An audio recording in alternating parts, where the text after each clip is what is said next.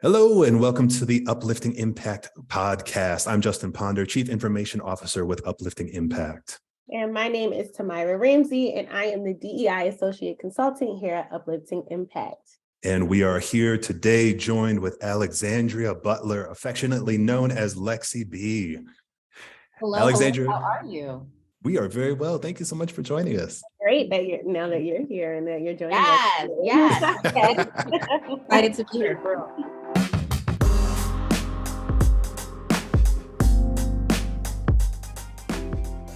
So Alexandria Butler, aka Lexi B, is a self-proclaimed freedom fighter and leader in building executive leadership and workplace equity in the tech industry. After several years working at some of the biggest tech companies in Silicon Valley, Butler founded Sister Circle, Black Women in Tech. Today, this community has over 14,000 members and a global online community sharing their insights, challenges, tips, and opportunities. Butler is a dynamic storyteller, motivational speaker, media maven, and mentor to young people. Butler leads with her engaging personality, giant ambition, and creative mind, laser focused on moving people forward. In late 2022, she started a weekly live show on LinkedIn audio called Live Coffee Chats with Lexi B, dedicated to the transformative lessons that leaders have learned that have shaped their success. Welcome, Lexi B. Like I just mentioned, we're so excited to have you here on our podcast today. And I know we just shared a whole bunch of information about Lexi B, and we're going to have an opportunity to really talk about the work that she's doing within her community and in the tech space. But before we get there, we were wondering if you could share a fun fact about yourself with us and with our audience to get to know who Lexi B is. Yes, so my fun fact today is that a long time ago, because Black don't crack, but a very, very, very long time ago, I wanted to be in the fashion industry. So the summer before my senior year in college, I did a very intense internship at Ralph Lauren Couture. I was a PR intern, which meant that, so every fashion house, they have these closets. Now, these are huge closets, probably as big as small houses that have all of the clothes from the new collection.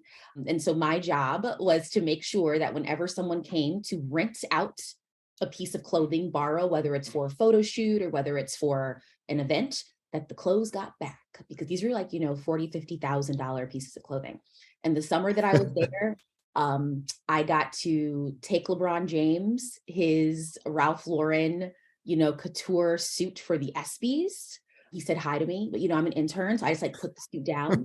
I got to hang out at a photo shoot with Halle Berry, and my job was to guard the jewels. Right. I got to go get dirty clothes from Janelle Monáe because she had just finished shooting in this beautiful Ralph Lauren suit. So we had to go take it to the cleaners. So it was a great summer, a hard summer. The Devil Wears Prada is real, but I got to meet all these fantastic celebrities while holding garment bags. Yeah. So what initially attracted you to that particular industry and that work? I've always loved fashion. I've always loved colors. So when I went to college, I was like, I want to work in fashion. You see all these movies, and I'm from St. Louis, Missouri. So I didn't know anyone who worked in fashion. And then when I did it, I never wanted to do it again. But I thought that, I can play with clothes and, hang out with celebrities. And I'm not going to lie, at 17, 18 years old, that sounded great. And so when I went to college, I was like, that's what I want to do. And to have the opportunity to do that for summer is, number one, a blessing. Not many kids get to do that, to be in elevators with Ralph Lauren or with Oscar de la Renta, because we were all in the same building. It's wild, right? And the stories that I have. The flip side, I realized it wasn't for me full time. I want to be invited to the fashion show. I want to drink the champagne. I do not want to work in it. So what transitions, was there an easy, smooth transition? You mentioned you were in fashion, it was a passion of yours, and then you decided it wasn't for you. What was the career path between then, summer intern at Ralph Lauren, to now? What does that career path look like for Lexi B? It's very simple. I came back to college, and my advisors, the career center, everyone who knew me, so so we're going to do fashion, right? We're going to graduate in 9 months and we're going to do this. And I was like, absolutely not.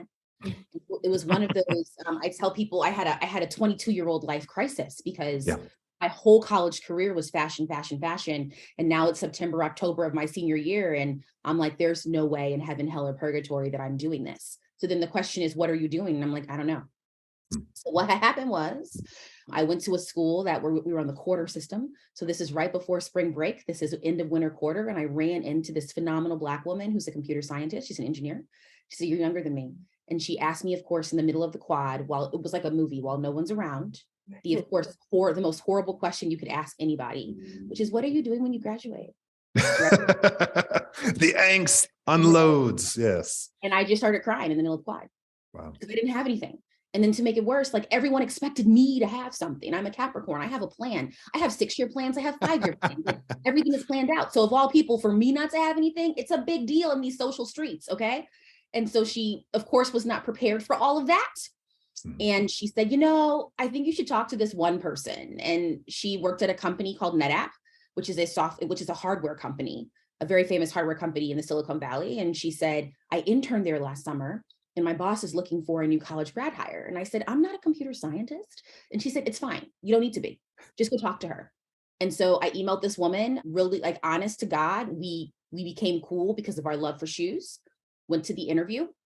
Had no idea what I was interviewing for. It's an engineering program manager position. I don't know what that is.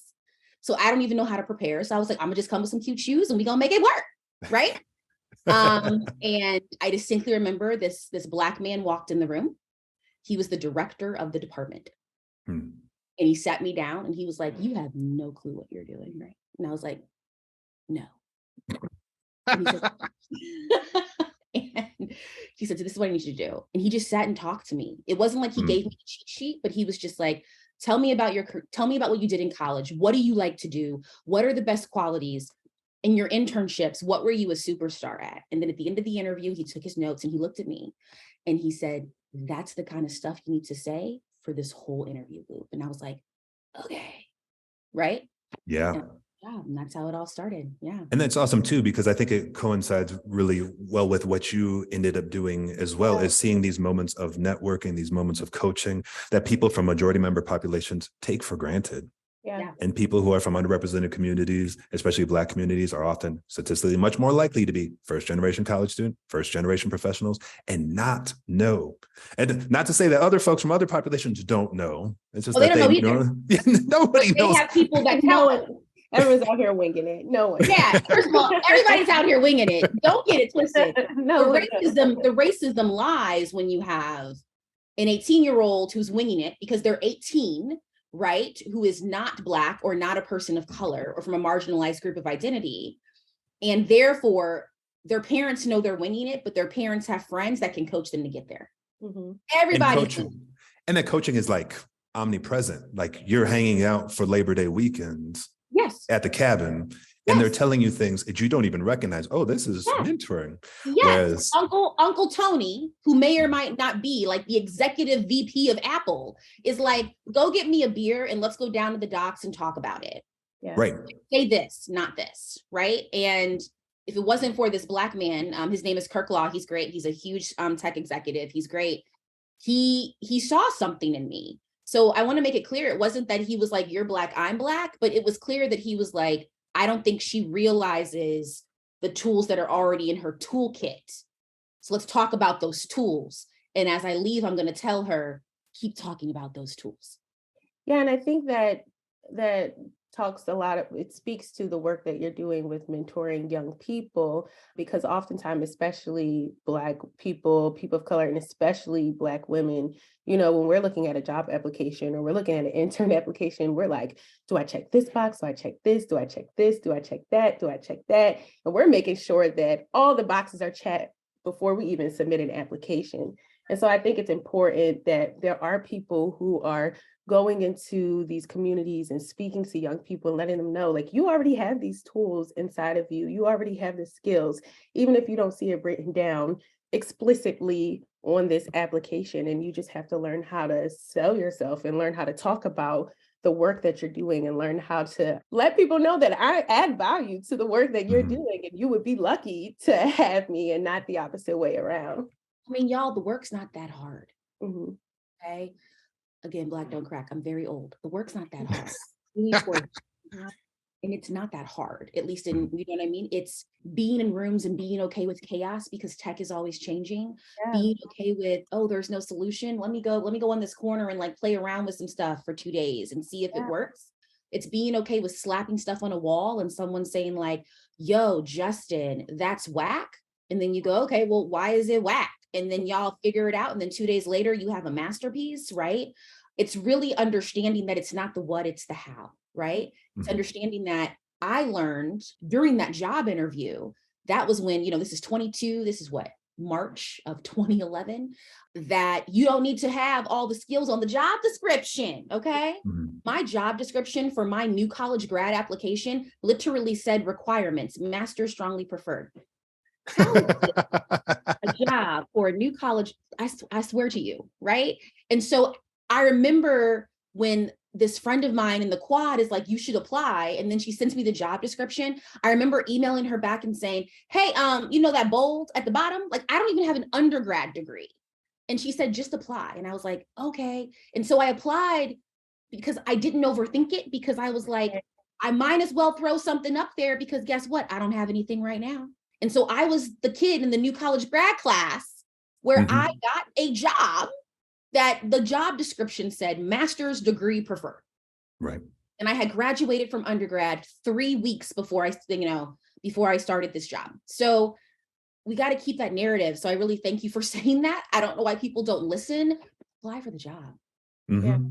And I think part of the way that people from underrepresented groups are socialized is you have to work 3 times as hard as majority member populations to get in. You do. You owe it to every ancestor that ever sacrificed anything to do the best that you can. And you have to be perfect. If you do not have a perfect alignment for the job description, don't apply. If you don't do the job perfectly, it's not even worth your time. So how does that, and I love this idea of, you don't have to have that burden on you.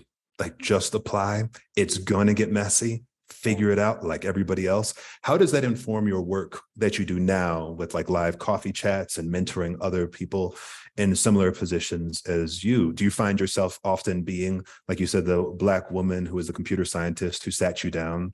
Do you find now the roles are reversed in a strange way? 100%. Are you making people cry in the quad? If it gets you to your liberation, I hope so. Right? Bring the tissue. Right. If we have to cry to get you over Canada, I'm here for. I just want to get you there. Okay. In my Harriet Tubman voice. Yes, I am that person, but I'm also the person who does still cry. I'm also the person who still doesn't know, because I am a human and life be life. Okay. Life is life. Yes. And there are definitely times when I have imposter syndrome. There are definitely times when it's not this necessarily this anxiety stricken, but it is the unknown, and the unknown is scary. So to have people in your life who can help guide you through that unknown and just let you know, like, you got this. I don't know either, but you got this, sis. Yeah. Right. And guess what? If it doesn't work out, you're still going to be okay. Yeah. Or it wasn't meant for you, right? Like, it wasn't meant for you. It wasn't meant for you. I always tell people that a rejection is an ancestral blessing. And I'm totally okay with that. That does not mean that it's not going to hurt. I think we have to really decouple the conversation with this hurts and this is needed. Yeah. And many times, human race, regardless of what you look like, we couple those things together. This hurts, therefore this is bad. And what I've been learning as I've gotten older is that it's okay for something to hurt and also be the best thing for you. Every rejection that I have received, and I have received so many, right? It was a blessing because the thing that it said yes to was the thing that was like, okay, I get it. I get it, patron saint Harriet Tubman. It had your name on it. Right, this makes sense now. It didn't make sense 6 months ago, and I was mad. It didn't make sense, but it makes sense, and we're cool with it, right? So we really have to decouple this, like, this hurts, so therefore, because it hurts me, that this is bad. Sometimes the pain is the bridge that gets you through, right? Yeah. And I think it's especially difficult, like you talked about Black populations, people who often get into those colleges, get into the grad programs, get those jobs. They have always been socialized, even from the Black community. You are among the talented 10th. We always expect you to succeed. We don't expect failure from you, and we can't accept failure from you ever. And that becomes a whole other burden that people heap upon themselves. So they subconsciously over time avoid things where they will grow, because growing means feeling the burn, means stretching, means pain, means confusion, means cognitive dissonance. And oh my goodness, I might not be as perfect as the patron saint of Harriet Tubman made me think I was. I might have to fail. And you've done a lot of work about this pain, especially in the time of economic downturn and people are anticipating uncertainty with even their job security. How does that coincide with anticipating pain, being a part of growth, getting over this compulsion to be perfect and have the perfect professional life when it comes to a time of anticipating layoffs and economic insecurity and job insecurity? I had my first layoff at 20, how old was I? 26. I got laid off, y'all. Ouch. And when I tell you, it was the most liberating thing and non-liberating thing. Fun fact, I was walking into work to give my 2 weeks notice. And this was at my first job. At my first job, there was this group of Black women. I called them my fairy godmothers, right? I was 22. They were in probably, maybe the youngest of them was in their late 40s. We're talking 50s, early 60s, like retirement age.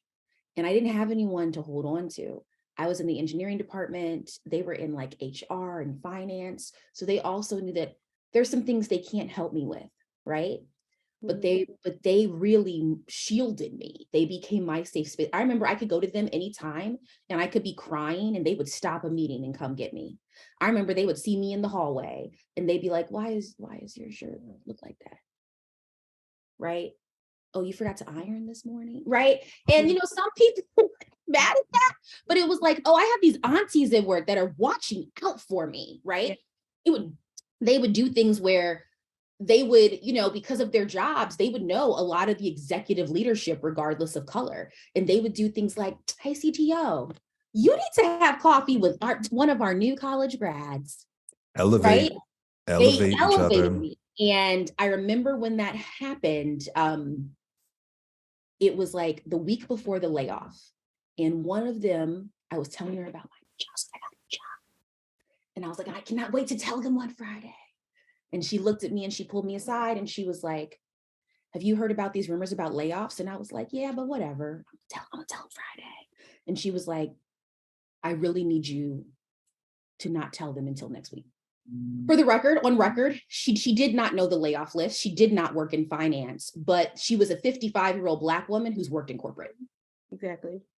If it was not for her, where she was like, if you tell them before next Wednesday, I will drag you through the Like Felicia put the fear of God in my life, which is why I didn't say anything, right? And it's things like that, right? So, short story long, preparing for a layoff, I was not prepared for that layoff. If it was not because I had a job lined up, I don't know what I would have done, okay? I was living paycheck to pay. I'm not gonna lie, I was living paycheck to paycheck, okay? Me and my little cute 26-year-old behind thinking that I could afford a one-bedroom apartment without a roommate, even though I couldn't. Who had already interned for Ralph Lauren. Right, I'm out here. You had seen the shoes. There was no going back. The closet was fabulous, okay? Okay. There were many weeks where it was peanut butter and jelly, but the shoes were great, okay? I some oodles and noodles for some nice shoes. You know what I'm saying? You don't need to know all that. You don't need to know all that, okay? And I was not prepared. And I remember I started my new job, and about 3 months later, after I got into it, I took it upon myself to go find a financial advisor, because in my head, I was like, look, the ancestors and Black Jesus just blessed me, because I was not prepared to get cut. So I will never be in that position again. And when I started having conversations with this financial advisor in downtown San Francisco, my view about my career changed, right? I always tell people, get a therapist and get a financial advisor, because a financial advisor is also therapy, because they'll be asking you questions where you're like, oh, right? Yeah. And in downtown San Francisco, his name is Davey and he's brilliant. he really therapied me and started asking me questions that no one has asked me about my career. Until that time, everyone was asking me questions about my career, like, so what project do you want to work on? And what passion of labor do you want to do? This man in San Francisco, I remember I went to his office and, pre-COVID, big whiteboard in a conference room. We walked into the conference room and I made a joke like, do we need a 20-person conference room for 2 of us? And he laughed and he said, no, we need this whiteboard though. And I said, okay. And he told me to sit down and he started sketching. And he was like, how much money do you want in the bank in 10 years? IDK, I buy shoes. I don't know, right? And then he said, okay, bet. Where do you want to live? I don't know. Okay, bet. And I remember he said this. He was like, Carrie Bradshaw. I told him I watched Sex in the City. And he was, okay, great. Because his wife watched Sex in the City. So he was like, I don't like it, but I know it. I said, okay, Davey. And he said, so are we living Carrie Bradshaw life before Big? Are we leaving Carrie Bradshaw life with Big? And I was like, I prefer the latter. Yeah. Because there are some years where Carrie couldn't pay her rent. I said, I prefer it with Big. And I said, so are we saying that I need to go get a Big? And he's like, not necessarily, but you need to really understand what kind of lifestyle you want to live before you ask me how to save and invest your money, right? And he was the one who was like, do you want to take 3 international vacations a year? Do you not care about vacationing? Is vacationing to you going down the street to the Piggly Wiggly and like getting a burger? I don't know. And then I was like, I said, in a perfect world, I would love to be able to take 3 international vacations a year. Great. Are we going to hostels and like sleeping on benches and calling it like, cool? Or like, are we Beyonce the yacht? Like what are we doing in Paris? Are we Ritz-Carlton in Paris? Or are we, sleeping in a hostel with 6 people? And he said, this is no judgment, but that's a different budget. And so we answered those questions. And he was like, I know you don't know where you want to live yet, but again, are we penthousing in New York? Or are we getting a 2-bed, 1.5 bath, cute little bungalow in Tennessee? You need to understand that because those are 2 different budgets. Right? Like what, do you want kids? Do you not want kids? If you're even thinking about kids, the question is that, are you okay with them going to public school? Do you want them to go to private school? Do you want them, to take an Hermes bag to school in 7th grade? And the point, he asked me all these questions. And I was in that conference room for like 3 weeks straight, every day after work. The point that he was making is that this has nothing to do with my career. Right? And I apologize, Duke Ellington, my dog is barking. This has nothing to do. Duke's got to sing. It's the first day of Black. Yes, it's Black History Month, so Duke says hi as well. Let him sing. Duke says hi as well. He knows his ancestors. And so the point that Davey was making to me was that my career has nothing to do with the labor that I'm doing. He was like, you can be in finance, you can be in fashion, you can be a doctor, you can be a lawyer, you can be a preacher. He was like, I don't care what you do to make this money.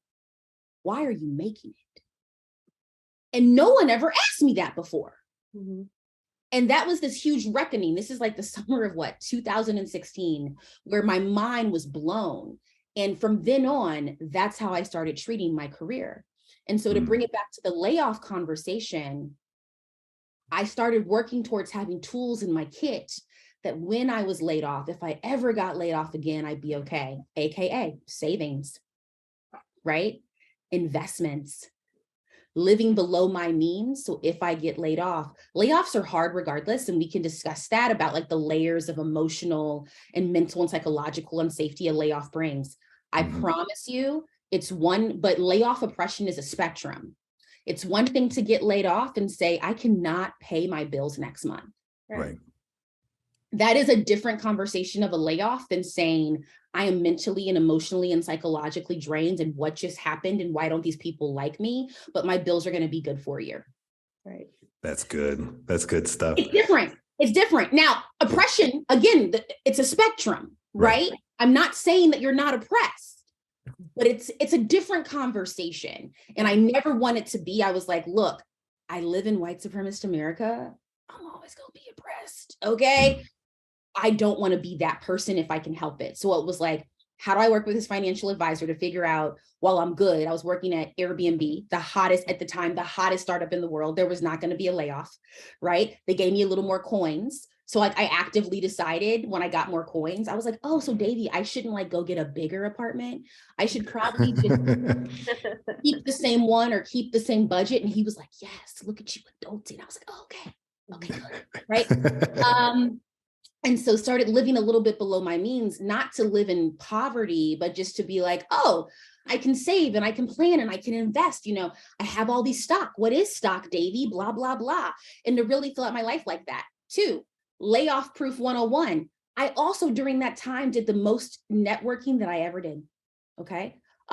I'm currently at my 5th company. And to be very frank with you, the only time that I've really applied for a job, like had to go on the internet and look for a job and press the buttons and send all the resumes. And of course, the majority of them don't get seen, is my transition from my first job to Airbnb. Wow. And so during my Airbnb days, I really put in a lot of effort to networking. I was like, I want to meet all these people. To a certain extent, I want them to like me. I'm not the kind of person that's going to do a whole lot for you to like me or not. Like I do have integrity and I'm a Capricorn, so I'm stubborn, don't care. But I'm going to do great work and I'm going to meet all these people. And it just so happened that I was at a startup. So therefore, I was with these amazing people who like did incredible things at their past companies. And then they would invite me to dinners and I would go, right?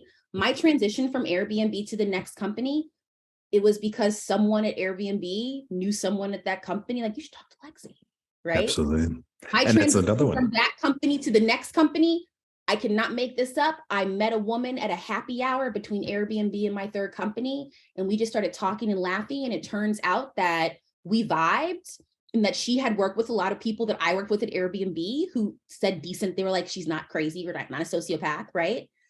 And we just stayed in touch. And I went to my next company. And I think in about 2 years, I was like, this ain't working out. I hit her up on LinkedIn thinking she's not going to respond. She responded. Yep. And that's another thing to go in line with what you were saying at the beginning about applying for the jobs you don't think you're qualified for. This is something else that people don't tell people from underrepresented groups is sometimes don't apply for the job at all. Yeah. Do enough networking that you never have to apply. I have a really good friend of mine named Kiana Shelton, and she always tells me, shout out to Kiana, she always tells me the real flex, okay, for a Black person is to never have to apply for a job. Mm-hmm. And she told me that about 8 years ago, and I really keep that in my arsenal. And so I think that's important. So people say, how do you become layoff proof? You're not layoff proof. Companies are going to do what they want to do. There is no job that makes you layoff proof. Okay. But what you can do is 1, make sure your money is in order. Start having conversations about money. I grew up in a household, and I'll be frank, I was upper middle class. No one ever talked to money about me. They were just like, save your money. That means nothing when you like shoes. Right. That means absolutely nothing, right? So start having strategic conversations about money and how you can invest your money, how you can get more bang out of your buck with the 2.5 coins you have, because there is a way, okay? Start networking and building your network when things are peaceful. Mm-hmm. So when they're not, right? And then also thirdly and lastly, listen to that inner human inside you. I have never been at a company too late, right? Because something happens at work and I'm like, I don't have the verbiage or the language to explain why that doesn't make me feel good, but it doesn't. Right. And I'm not saying that on that day I go get a new job, but on that day I start having a couple happy hours. All right. So I'm going to do my best to try and recap all of the wisdom that you've given us, Lexi B. It's a lot. So I love this story about the Black woman who is the computer scientist who started you on your way. And I feel you inviting us to find the person in our sphere, the people in our sphere where we can have those same transformative conversations with. And I have also here, apply for the job. Even if you don't feel you perfectly match all the qualifications, even if it says MA preferred and you haven't gotten your BA yet, your BS yet, apply for the job. And once you're there, give up perfection. It's going to be messy. Figure it out, improvise it, wing it, because everyone else is doing the same thing. Elevate others while you're there. Get a financial advisor to help with like therapy in reverse, like, hey, what kind of life do you want? Yes, therapy That will help you. reverse. What kind of life do you want? That will help you figure out what kind of jobs you want, but also being layoff proof as much as possible with networking, with saving, so that you can have a key to the psychological safety. Part of it is creating the environment for the organization to create psychological safety, but there is a certain amount that we have to do to listen to our inner human, to save up in times of peace so that we can have psychological safety. We're like, this organization isn't it. I have the flexibility, the savings, the networking and connections to transfer to someplace that is. Yeah, I love that. Yeah. Well, thank you so much, Lexi B, for joining us. I don't even have the words to explain how grateful we are for this conversation and the time that you've spent. Yes. And while our listeners are still here, how can they get in touch with you if they want to learn more about Lexi B or hear more from Lexi B? Yeah. If they want to attend the live coffee chats with you, how can our listeners get in touch with you? Yeah, thank you. So if you go to my website, www.lexib.com, you can sign up for the newsletter that we just soft launched yesterday. And it basically gives you the schedule for every month for our live coffee chats that are weekly on LinkedIn audio, talking, me interviewing and having a fireside chat with a phenomenal leader from all parts of the world about one of the many lessons they learned in order for them to get to where they are today. Yes. Well, thank you so much. And we'll be sure to add all of your contact information to our show notes so everyone will have access to them. Yes, thank you. Have a good one. And we're so glad to all of you who tuned in to this week's episode of the Uplifting Impact podcast. We need more people to help us uplift the impact. And in order to do so, be sure to share this episode, comment on it by going to our website at upliftingimpact.com, or provide your thoughts directly to us through LinkedIn at Uplifting Impact, Justin Ponder, Tamira Ramsey, and Deanna Singh. Until next week, keep uplifting the impact.